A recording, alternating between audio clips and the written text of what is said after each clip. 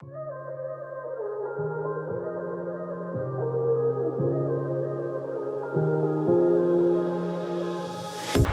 मेरे प्यारे बच्चों, तो आज की क्लास में हम लोग डिस्कस करेंगे सीबीएसई का एक बहुत ही इंपॉर्टेंट क्वेश्चन जो कि है state and prove Gauss theorem. तो बच्चों इसकी स्टेटमेंट लिखने के लिए आती है गॉस थ्योरम की, और इसका प्रूफ करना होता है कि ये phi is equals to E dot D S is equals to Q by epsilon naught होता है। तो बच्चों स्टेटमेंट तो तुम्हारे सामने यहाँ लिखी हुई है, that means close surface integral of electric field is equals to q upon में epsilon not. This is the statement of Gauss law. अब देखते हैं बच्चों इसका प्रूफ हम कैसे करेंगे।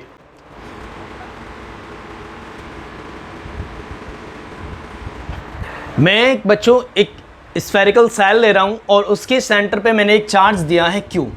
सपोज करो ये Q चार्ज किसी सेल के सेंटर पे रखा हुआ है। This is a spherical cell.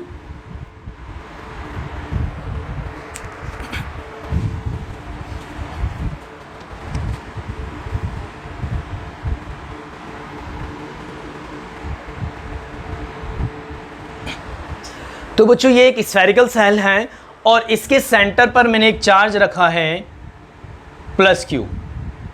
ये प्लस Q इसके सेंटर पर रखा हुआ है। तो बच्चों अगर इलेक्ट्रिक फील्ड की बात की जाए एट द सरफेस, इस सरफेस पे अगर इलेक्ट्रिक फील्ड की बात की जाए तो इलेक्ट्रिक फील्ड कुछ इस तरीके से होगा, ठीक। This is electric field intensity at this surface. इस सरफेस पे इलेक्ट्रिक फील्ड की वैल्यू ये होगी। बच्चों R इसका क्या है, सेल का रेडियस है। ये वो पॉइंट है P जहां पर इलेक्ट्रिक फील्ड की वैल्यू मैं बता रहा हूं E। अगर हम इस इलेक्ट्रिक फील्ड इंटेंसिटी की वैल्यू लिखना चाहें तो वो होगी बच्चों E is equals to KQ over R square along R cap. ठीक है मेरे बच्चों, P पॉइंट पर इलेक्ट्रिक फील्ड इंटेंसिटी की वैल्यू ये होगी, हम सीख चुके हैं। दूसरी बात बच्चों, अगर मैं यहां पर एक छोटा सा सरफेस लेता हूं ये, जिसका एरिया नॉर्मल वेक्टर है दिस ds, इस छोटे सरफेस एरिया का एरिया नॉर्मल वेक्टर को अगर मैं दोनों साइड डॉट प्रोडक्ट कर दूं, ठीक है, multiplying by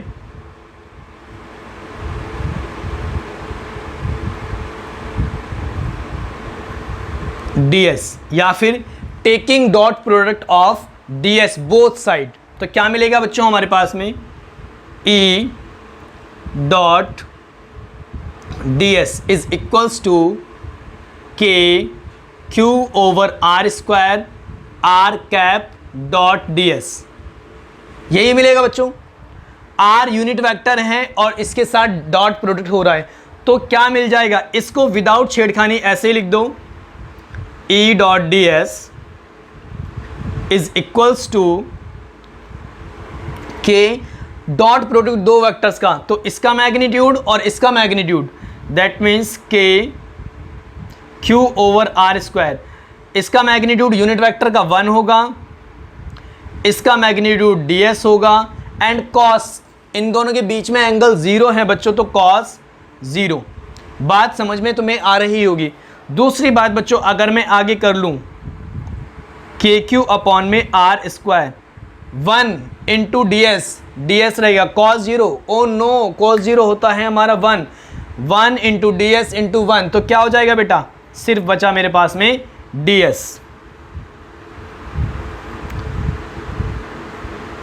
taking close integral, taking both side, taking surface integral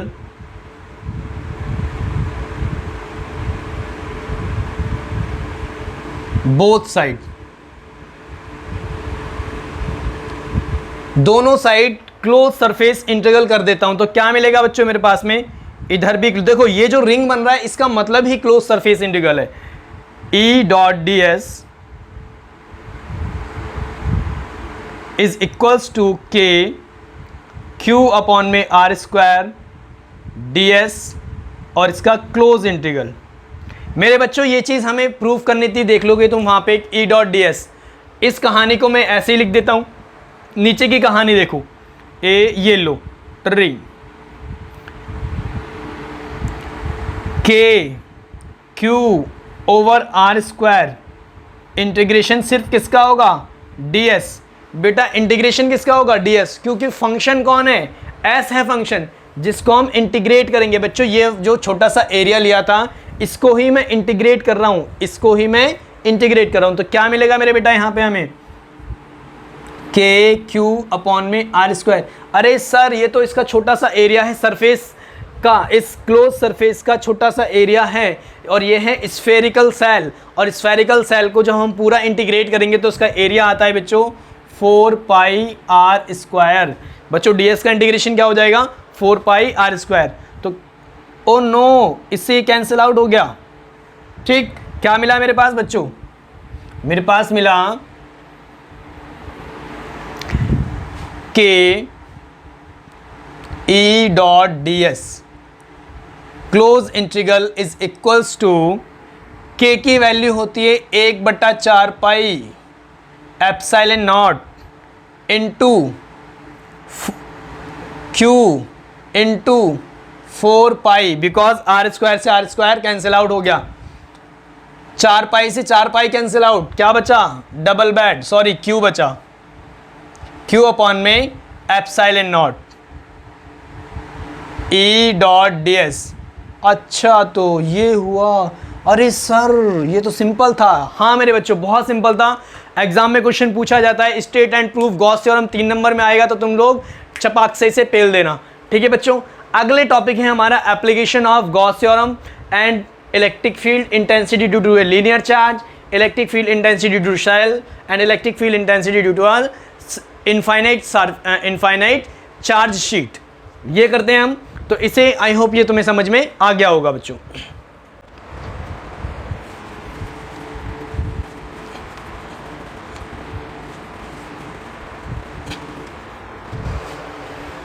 बच्चों बढ़ते हैं अपनी पहली एप्लीकेशन की तरफ, गॉस थ्योरम की। Electric field intensity due to linear charge, infinite linear charge है और उसकी वजह से हमें इलेक्ट्रिक फील्ड इंटेंसिटी कैलकुलेट करनी है। कहाँ कैलकुलेट करनी है देखते हैं।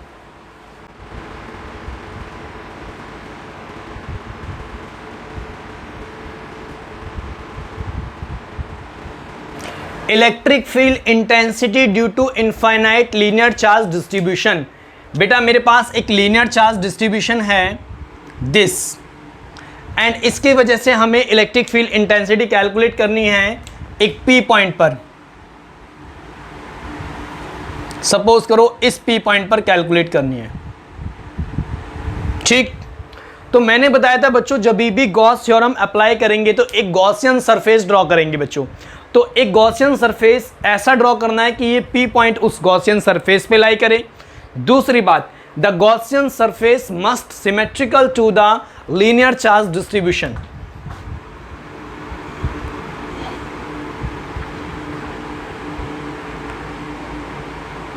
Consider a linear charge distribution. Lambda is having linear charge density lambda. क्या है ये? Linear charge density. Charge density. Linear charge density क्या है बच्चों? Lambda. Lambda is equals to charge per unit length. ठीक है? इनफाइनाइट है, इधर भी फैली हुई है, इधर भी फैली हुई है। पी पॉइंट पर फील्ड कैलकुलेट करना है। तो क्या किया बच्चों, मैंने एक गॉसियन सरफेस ड्रॉ किया है। देखना जरा कैसा गॉसियन सरफेस मैं बना रहा हूं।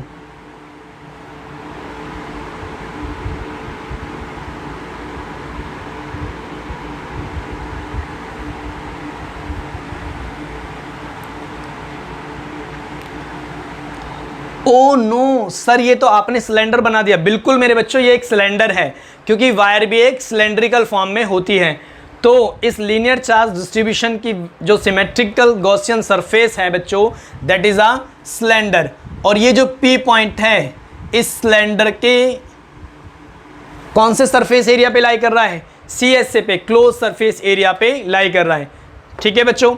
अच्छा, अब क्या करा, इस सिलेंडर के मैं 3 सरफेस कंसीडर कर सकता हूं, एक ये वाला, एक ये वाला इस क्रॉस सेक्शनल एरिया पर, और एक यहां।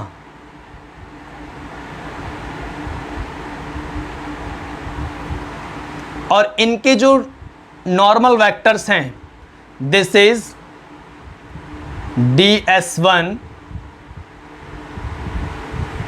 This is ds2 and this is ds3. These are the normal vector of this surface, this cross sectional area and this surface area, closed surface area. ठीक है बच्चों। अब अगर हम गॉस थ्योरम यहाँ अप्लाई करें तो देखते हैं गॉस थ्योरम कैसे अप्लाई करनी है। बाय गॉस थ्योरम हम लोगों ने सीखा है, by Gauss law. Gauss law के अकॉर्डिंग बच्चों, close surface integral of electric field E dot ds is equals to होता है बच्चों Q अपॉन में एप्सिलॉन नॉट, यही होता है।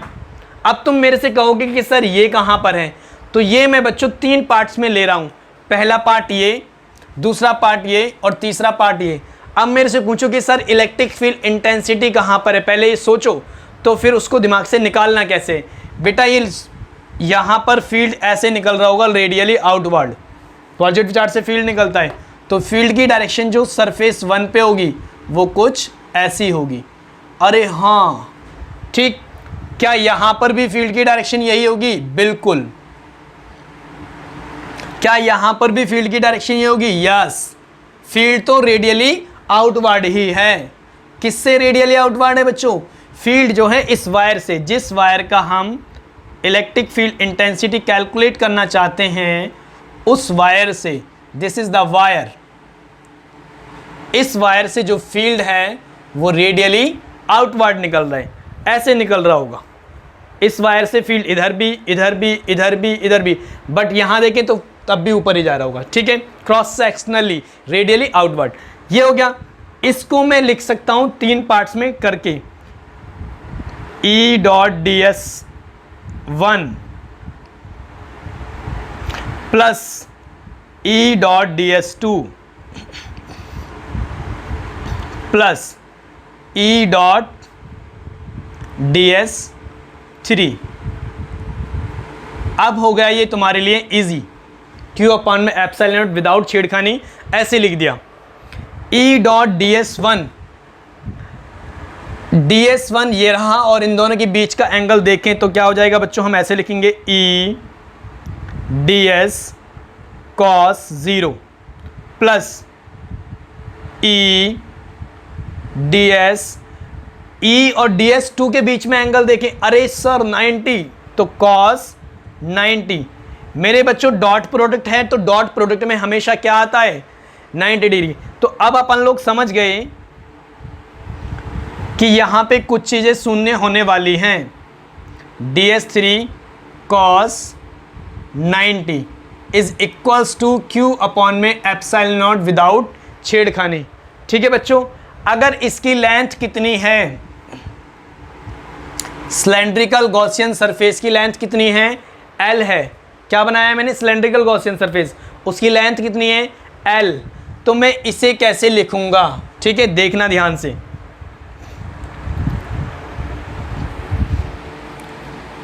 Lambda into L।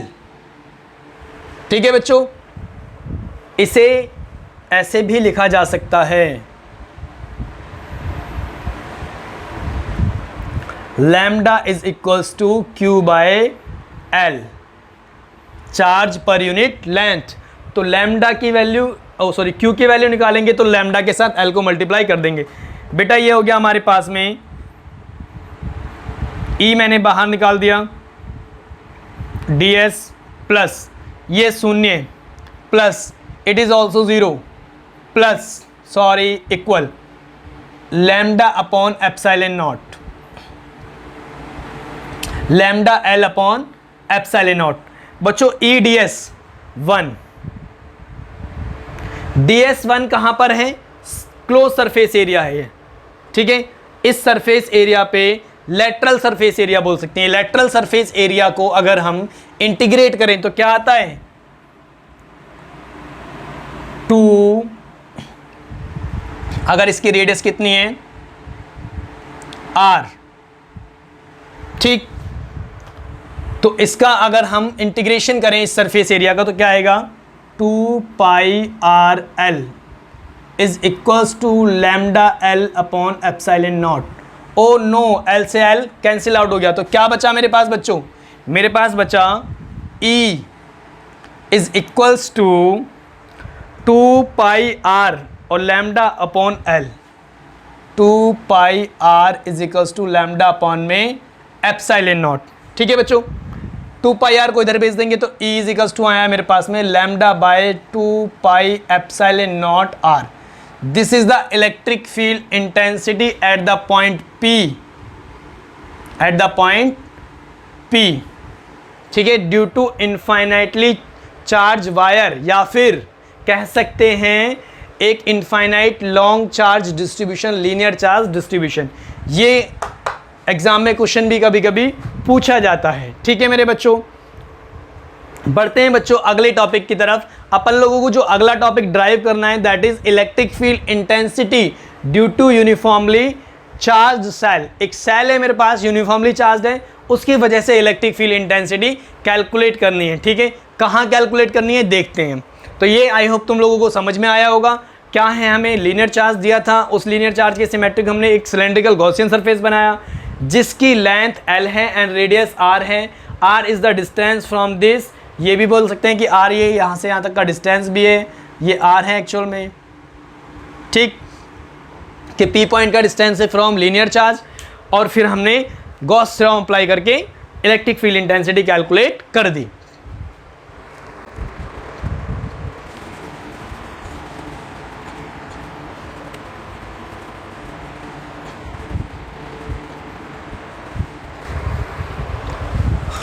तो ये आया बच्चों हमारे पास में E is equals to lambda by 2 pi epsilon naught R। ये तुम लोगों को ध्यान में रखना है। अगले टॉपिक की तरफ बढ़ते हैं बच्चों।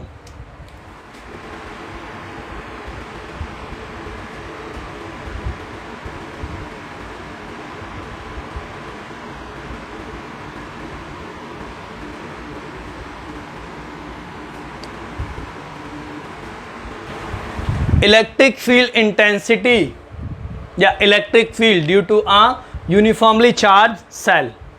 ये रही बच्चों मेरी यूनिफॉर्मली चार्ज सेल। ज़्यादा बड़ी बन गई, छोटी बना देते हैं।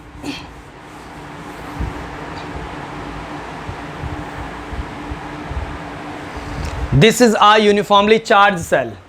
ये रही, पॉजिटिवली चार्ज है,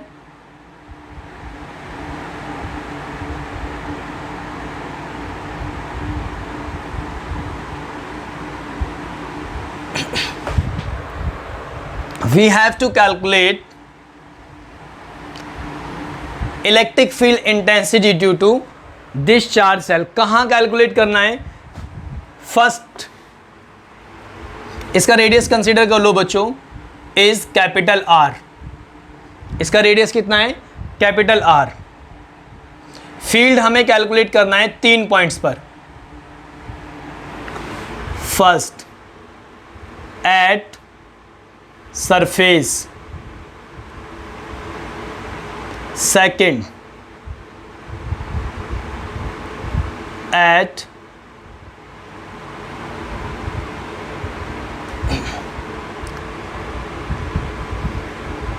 a distance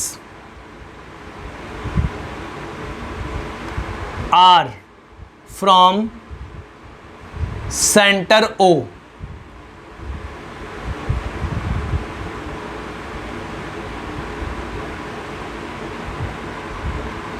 O सेंटर से R डिस्टेंस पर, ठीक, एट पॉइंट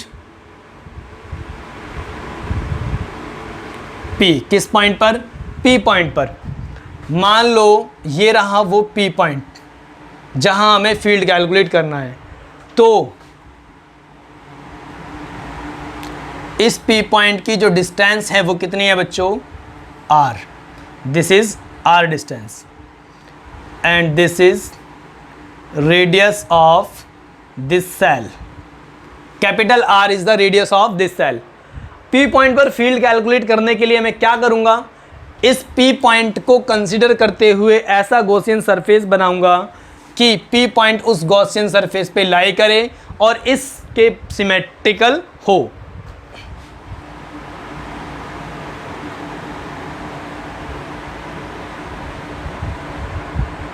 तो आई होप तुम्हें समझ में आ गया होगा। यहां पर मैंने एक स्फेरिकल गॉसियन सरफेस बना दिया। अब इस स्फेरिकल गॉसियन सरफेस पे P पॉइंट पर हम गॉस थ्योरम अप्लाई कर सकते हैं। इसका छोटा सा सरफेस एरिया ले लिया वही, और ये हो गया उसका नॉर्मल वेक्टर ds। और इलेक्ट्रिक फील्ड की बात करें तो बच्चों ये इलेक्ट्रिक फील्ड आउटवर्ड हो रहा होगा, radially outward, positive charge body है, तो ये E इलेक्ट्रिक फील्ड इंटेंसिटी। जरा देखो यहां पे, अप्लाइंग गॉस लॉ, ये वाला हम बाद में करेंगे, अभी हम ये कर रहे हैं, ठीक है। Gauss law,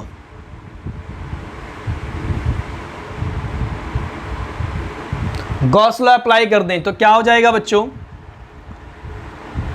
E dot D S is equals to Q upon epsilon naught. यही कहानी तुम लोगों को ध्यान में रखनी है। ये जो ds है वो गॉसियन सरफेस का एरिया होता है, ये बात ध्यान रखनी है। तो यहां क्या आ जाएगा, E डॉट ds। बच्चों अगर मैं देखूं ds एरिया को, तो इसको मैं ऐसे लिख देता हूं अभी फ़िलहाल के लिए। बात करते हैं चार्ज की, तो चार्ज को क्या लिखूंगा, इसमें कितना चार्ज एनक्लोज्ड है, चार्ज इसके अंदर कितना एनक्लोज्ड है, जितना इस स्फीयर पे है। और स्फीयर पे चार्ज कैसे निकालेंगे, इसकी जो सरफेस चार्ज डेंसिटी है सिग्मा, वो कितनी है, Q by 4πr²। Surface charge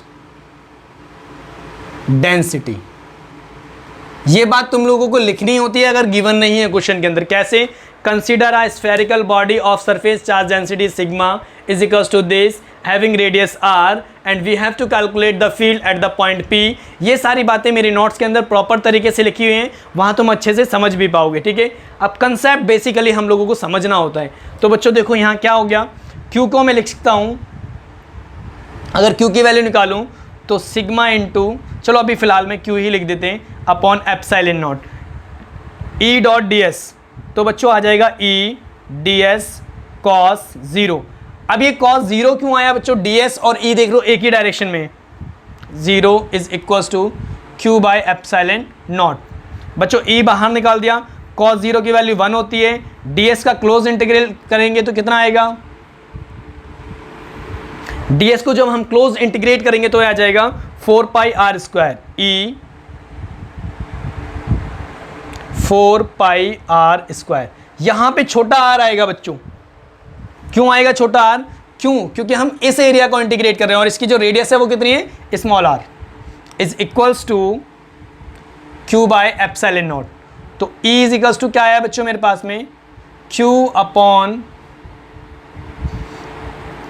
4πr² epsilon not, और ये इलेक्ट्रिक फील्ड इंटेंसिटी।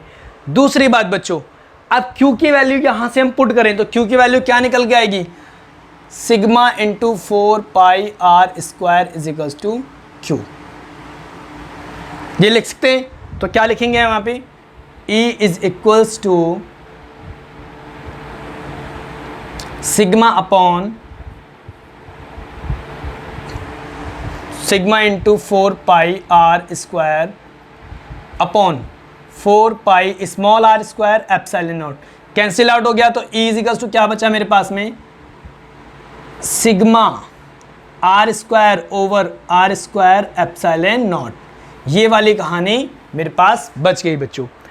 इफ यहीं पर बच्चों दूसरा केस करते हैं, अगर ये P पॉइंट कहाँ लाई करे, P पॉइंट लाई करे हमारा सरफेस पर, तो ये वाली कहानी खत्म होगी। अब if P point lies at surface, P point कहाँ आ जाए, सरफेस पे आ जाए, तो क्या होगा बच्चों, E dot D S is equals to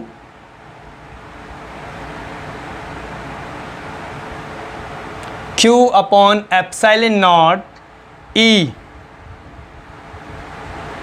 D S cos 0 Q by epsilon naught, E बाहर निकाल दिया, ds को इंटीग्रेट करेंगे, जब P पॉइंट यहां आ गया तो इसका ds हो जाएगा, तो क्या हो जाएगा 4, ये मैं अभी इंटीग्रेट करता हूं, 4 pi are square is equals to Q upon epsilon not, तो E इज इक्वल्स टू आ जाएगा हमारे पास में Q upon 4 pi epsilon not r square.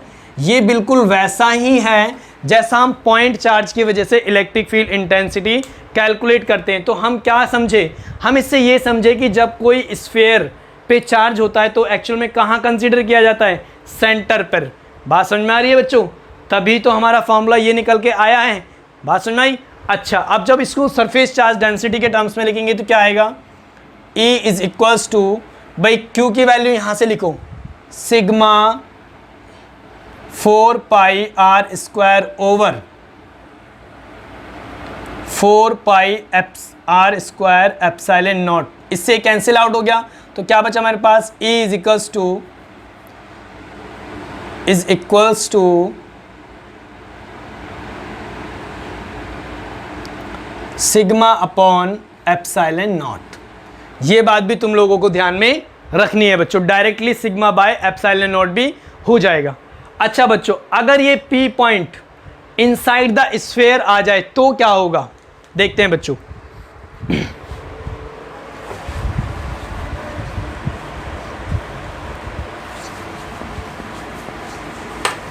I hope तुम लोग नोट कर रहे होगे, ये नोट डाउन कंटिन्यू, वीडियो को पॉज करो और फिर पोर्शन नोट करो, वीडियो को पॉज करो फिर पोर्शन नोट करो, फिर आगे प्ले करो, ठीक है।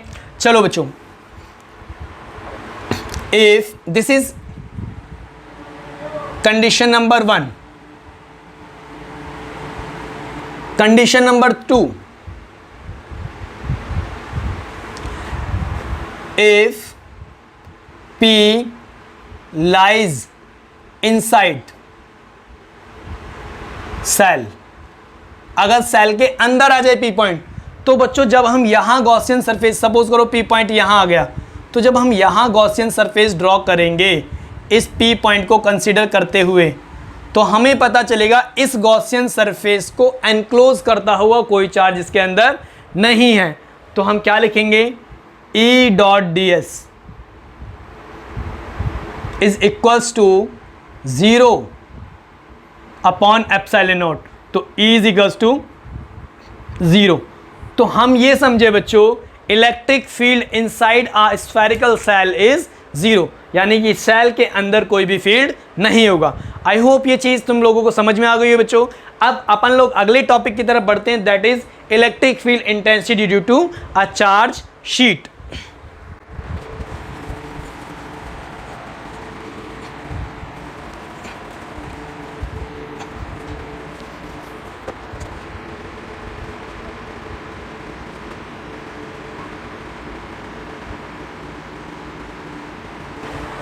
Electric field intensity, electric field due to a infinite charge sheet.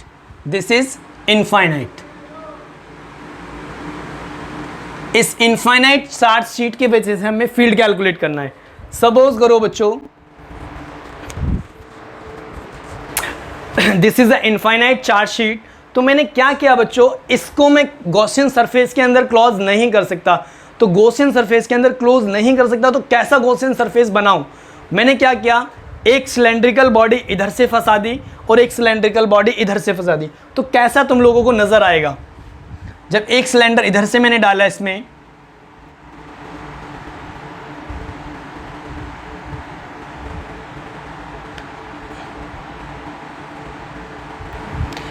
एक सिलेंडर मैं इधर से लगा रहा हूं बच्चों,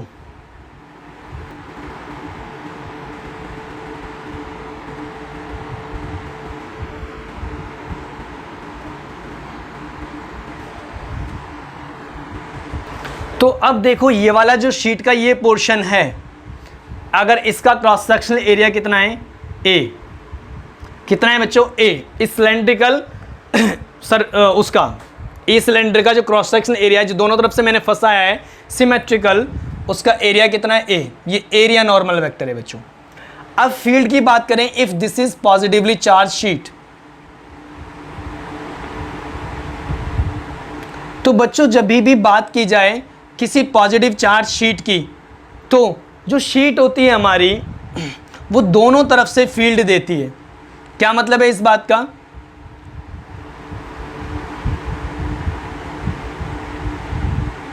दोनों तरफ से फील्ड देने का मतलब क्या है, देखो if this is a charge sheet then इसका जो इलेक्ट्रिक फील्ड होगा बच्चों वो इधर भी होगा और इलेक्ट्रिक फील्ड इसका इधर भी होगा। दैट मीन्स अगर मैंने थिन शीट को चार्ज कर दिया है तो तुम्हें क्या समझना है कि वो चार्ज इधर भी डिस्ट्रीब्यूट हुआ है और इधर भी डिस्ट्रीब्यूट हुआ है। समझ में आया? दैट मीन्स ऐसा नहीं है कि इसकी थिकनेस को कंसीडर किया जाए तो इधर चार्ज नहीं होगा, सिर्फ चार्ज इस सरफेस पे आएगा। ठीक है, तो उसे थिन सरफेस समझना है जिसकी वजह से चार्ज यहाँ पर भी है और चार्ज यहाँ पर भी है। ठीक है मेरे बच्चों, तो हम इलेक्ट्रिक फील्ड की अगर यहाँ बात करें तो इलेक्ट्रिक फील्ड इधर इस शीट की वजह से इधर भी निकल रहा होगा। ये इलेक्ट्रिक फील्ड इंटेंसिटी कुछ ऐसी होगी और यहाँ की डायरेक्शन देखी जाए बच्चों तो इलेक्ट्रिक फील्ड की वैल्यू या डायरेक्शन कुछ ऐसी होगी। ठीक है मेरे बच्चों, अच्छा दोनों तरफ निकल रहा है। अब अगर देखा जाए कि इस शीट से इधर भी कोई फील्ड निकल रहा है, नहीं, बिकॉज दिस इज इनफाइनाइट, इधर इनफाइनाइट है, इधर इनफाइनाइट, इधर इनफाइनाइट है, तो इधर फील्ड नहीं निकल रहा है। चलो बच्चों देखते हैं कैसे इसमें यहाँ अप्लाई करेंगे गॉस थ्योरम। सपोज करो सिग्मा क्या है इसकी, surface charge density, surface charge density, that means charge पर यूनिट एरिया, ऐसे लिख देता हूं बेटे। ठीक है, या फिर dq ओवर ds। ठीक है बच्चों, surface area. Now consider applying Gauss theorem, ये सारी बातें तुम लोगों को लिखनी है। We insert a cylindrical Gaussian surface in such a way that its cross sectional area covers the sheet A of area A, and due to which the electric field intensity across one end of the cross sectional will be E and other side it is also E। ठीक है, applying Gauss law,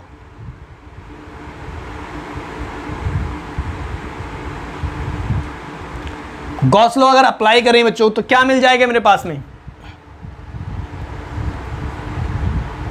E dot D S is equals to, ये होता है flux, और कितना flux इससे बाहर निकल रहा है बच्चों, इधर भी निकल रहा है और इधर भी निकल रहा है। That means E dot A plus E dot ए, यही तो हमने सीखा था भाई, ये टोटल फ्लक्स है। तो टोटल फ्लक्स कितना होगा, E dot A plus E dot A, ये वाला फ्लक्स और ये वाला फ्लक्स, ठीक, is equals to Q upon epsilon naught. E dot A that is 2EA cos 0, angle देख रहे हो 0 होगा। Q upon epsilon naught, Q surface charge density, sigma into क्या लिखा जा सकता है, सिग्मा इंटू ए लिखा जा सकता है। अगर इस क्रॉस सेक्शनल एरिया पे चार्ज एनक्लोज देखा जाए तो क्या होगा, सिग्मा इंटू ए होगा। बच्चों दिख रहा है तुम लोगों को, एरिया को इधर मल्टीप्लाई कर देंगे तो एरिया क्या है इतना, ठीक, ओवर एप्सिलॉन नॉट। तो ई की वैल्यू आएगी बच्चों हमारे पास में, ए से ए डिश्यूम हो गया हमारे पास, तो बचा sigma over 2 epsilon not. This is the electric field intensity eight one side, यानी यहां का जो फील्ड होगा वो कितना होगा, सिग्मा अपॉन 2 एप्सिलॉन नॉट। यहां का जो फील्ड होगा वो कितना होगा, it is also sigma bye 2 epsilon not. अगर टोटल फील्ड देखा जाए इस शीट से कितना निकल रहा है, तो सिग्मा अपॉन में एप्सिलॉन नॉट निकल रहा है, आधा इधर और आधा इधर। आई होप ये चीज़ आप लोगों को समझ में आई होगी बच्चों। तो आज हम लोगों ने एप्लीकेशन ऑफ गॉसेस लॉ तक कंप्लीट कर लिया। नेक्स्ट क्लास में नए टॉपिक्स के साथ मिलेंगे जो कि थोड़े एडवांस टॉपिक्स होंगे।